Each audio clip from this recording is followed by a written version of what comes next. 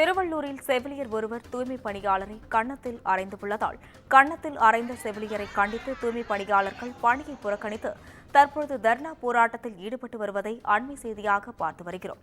இதுகுறித்து கூடுதல் விவரங்கள் வழங்குவதற்காக செய்தியாளர் சுதாகரன் இணைப்பில் உள்ளார். வணக்கம் சுதாகரன், இதுகுறித்த விவரங்களை பகிரலாம். வணக்கம் அஸ்வினி. திருவள்ளூர் மாவட்ட அரசு மருத்துவக் கல்லூரி மருத்துவமனையில் 500க்கும் மேற்பட்ட படுக்கைகள் கொண்டது.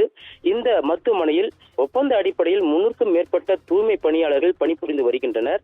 இந்த நிலையில் 2வது மாடியில் காச நோயாளிகள் பிரிவில் உள்ள அறையில் சுத்தம் செய்யாமல் இருப்பதை குறித்து அங்கு பணியில் இருந்த செவிலியர் மீரா என்பவர் அறையை சுத்தம் செய்யுமாறு மாலா என்ற தூய்மை பணியாளரிடம் கூறியதாக தெரிகிறது. ஆனால் தூய்மை பணியாளர் மாலா என்பவர் செவிலியர் கூறியதை கவனிக்காமல் சென்றதாக தெரிகிறது. இதனால் ஆத்திரமடைந்த செவிலியர் தூய்மை பணியாளரை கன்னத்தில் அறைந்ததாக கூறப்படுகிறது.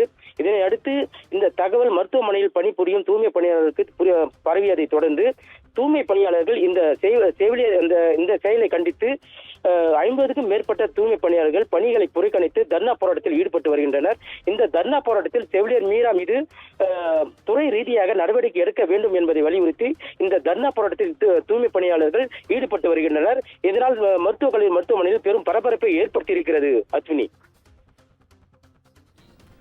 கூடுதல் விவரங்களுக்கு நன்றி சுதாகர்.